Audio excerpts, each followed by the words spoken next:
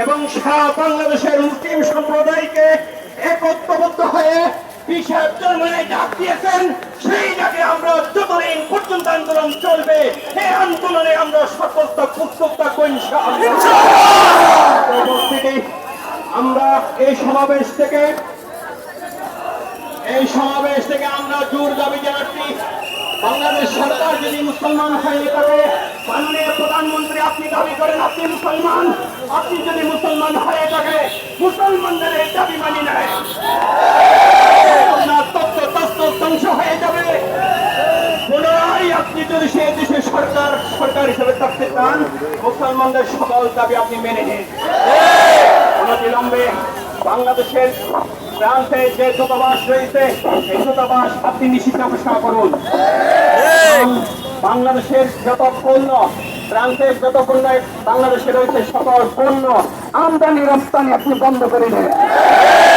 বাংলাদেশের জমিনে সকল মুসলমান ঐক্যবদ্ধ হয়েছে, এই ঐক্যবদ্ধতা যতদিন পর্যন্ত আপনি চুপ থাকবেন ততদিন পর্যন্ত আমাদের আন্দোলন চলবে ইনশাআল্লাহ। সমাবেশ সমাবেশ আমরা ইতিহাস সত্য থেকে শুরু করে এখানে এসেছি। আপনাদেরকে ইসলামী আন্দোলন বাংলাদেশের পক্ষ থেকে কৃতজ্ঞতা জানাচ্ছি এবং সাথে সাথে আমাদের প্রশাসনের লোকগুলো যারা আমাদেরকে সহযোগিতা করেছেন তাদেরকে আন্তরিক মোবারকবাদ জানাচ্ছি। সাথে সাথে ইলেকট্রনিক এবং প্রিন্ট মিডিয়া, ইলেকট্রনিক মিডিয়ার যত সুযোগালী ভাই বন্ধুগণ এসেছেন আপনাদেরকে আন্তরিক মোবারকবাদ জানাচ্ছি এবং আমাদের সকল প্রোগ্রামগুলো এখানে যারা ধর্মপ্রাণ মুসলমান ভাইয়েরা উপস্থিত হয়েছেন ইসলামী আন্দোলন বাংলাদেশের পতাকা তুলে আসার জন্য আপনাদের সকলকে আহ্বান জানাচ্ছি। এবং আমাদের আমিরুল মুজাহিদিন গত 27 তারিখ বিশ্ব রেকর্ড করে সমাবেশ করেছেন। বাংলাদেশের ইতিহাসের বুকে এরকম সমাবেশ আর হয় নাই। গতকালকে চট্টগ্রামের নদীর বিহিত সমাবেশ আমরা করেছি, আজকে আমরা নদীর বিহিত সমাবেশ করেছি।